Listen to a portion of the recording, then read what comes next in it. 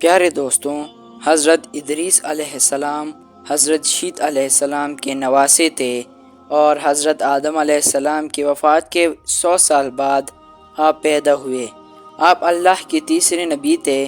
حضرت ادریس علیہ السلام لوگوں کو اللہ کی عبادت کرنے اور گناہ نہ کرنے کا حکم دیتے تھے۔ حضرت ادریس علیہ السلام ایک ظالم بادشاہ کے دور میں رہتے تھے۔ بادشاہ کو عوام اور ان کی جائیداد پر مکمل اختیار حاصل تھا۔ ایک دن بادشاہ نے سیر کرنے کا ارادہ کیا۔ راستے میں اسے ایک خوبصورت باغ نظر آیا۔ باغ اتنا دلکش تھا کہ بادشاہ اسے اپنے لیے چاہتا تھا۔ یہ معلوم کرنے کے بعد کہ یہ باغ کس کا ہے، بادشاہ نے حکم دیا کہ مالک کو اس کے پاس لایا جائے۔ مالک آیا تو بادشاہ نے مالک سے کہا کہ باغ ان کے حوالے کر دو۔ مالک نے، جو ایک متقی اور پرہیزگار آدمی تھا، جواب دیا کہ باغ اس کے خاندان کی کفالت کرتا ہے، وہ اسے نہیں دے گا۔ بس یہ کہنا تھا۔ بادشاہ کو بہت غصہ آیا تو اس نے مالک سے کہا کہ وہ باغ خرید لے گا۔ مالک نے پھر بھی انکار کیا۔ بادشاہ بہت پریشان ہو کر اپنے محل کو لوٹا۔ بادشاہ کی بیوی بھی ایک ظالم انسان تھی۔ چنانچہ جب اس نے یہ سنا تو اس نے بادشاہ کو مشورہ دیا کہ وہ اپنے چند دوستوں کو بلائے اور ان سے کہے کہ وہ دربار میں جھوٹ بولیں کہ باغ کا مالک بادشاہ کے خلاف سازش کر رہا ہے۔ بادشاہ نے اپنی بیوی کے مشورے پر عمل کرنے کا فیصلہ کیا۔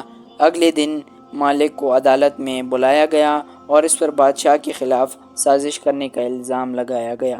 حالانکہ مالک نے قسم کھائی کہ وہ بے قصور ہے، بادشاہ نے اس کی بات نہ مانی اور اسے قتل کر دیا۔ بادشاہ نے پھر مالک کا باغ اپنے لیے لے لیا۔ اس سے مالک کی بیوی اور بچے بہت ناخوش تھے۔ تم دیکھو، اللہ سب کچھ دیکھتا اور سنتا ہے۔ لالچی بادشاہ کے قتل نے اللہ کو ناراض کیا۔ چنانچہ اس نے حضرت ادریس علیہ السلام کو حکم دیا کہ وہ ظالم بادشاہ کے پاس جائے اور اسے بتائے کہ ایک نہایت متقی آدمی کو قتل کرنے کے ساتھ ساتھ اس نے اس شخص کے خاندان کو بھی بے حال چھوڑ دیا۔ حضرت ادریس علیہ السلام کو یہ بھی حکم دیا گیا تھا کہ وہ بادشاہ کو بتائے کہ اللہ بادشاہ کو اس کی بادشاہ چھین کر اور اس کی بیوی کا گوشت کتے کھا کر سزا دے گا۔ حضرت ادریس علیہ السلام بادشاہ کے پاس اللہ کا پیغام لے کر آئے۔ بادشاہ کو بہت غصہ آیا اور حضرت ادریس علیہ السلام کو محل سے بھگا دیا۔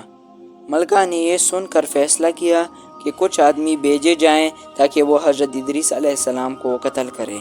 چونکہ ان کی جان کو خطرہ تھا، اس لیے حضرت ادریس علیہ السلام شہر چھوڑ کر ایک غار میں چھپ گئے۔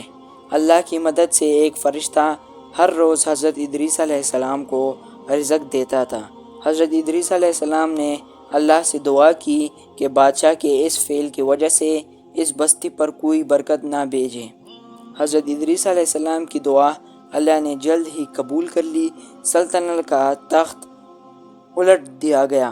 بادشاہ شرمناک موت مر گیا اور ملکہ کا گوشت کتے کھا گئے۔ اس کے بعد بادشاہی ایک اور ظالم بادشاہ کے حوالے کر دی گئی۔ حضرت ادریس علیہ السلام کی رحالت کو 20 سال بیت گئے۔ اس دوران بارش کا ایک قطرہ بھی بستی پر نہ گرا اور لوگوں کو شدید مشکلات کا سامنا کرنا پڑا۔ نہ خوراک تھی، نہ فصلیں، نہ باغات، اور زمین سب خشک تھی۔ ان تمام مشکلات اور بدحالیوں نے لوگوں کو حیران کر دیا کہ ان کی وجہ کیا ہو سکتی ہے۔ وہ یہ سمجھنے لگے کہ ان کی پریشانیاں حضرت ادریس علیہ السلام کی بد دعا کی وجہ سے ہیں۔ چنانچہ انہوں نے اللہ تعالیٰ سے دعا کی کہ وہ ان کے گناہوں کو معاف فرمائے اور ان پر اپنی رحمتیں اور برکتیں نازل فرمائے۔ اللہ تعالیٰ نے ان کی دعا قبول فرمائی اور حضرت ادریس علیہ السلام کو واپس شہر بھیج دیا۔ لوگ حضرت ادریس علیہ السلام کے پاس آئے اور وعدہ کیا کہ وہ ان کی اطاعت کریں گے، اللہ کی عبادت کریں گے۔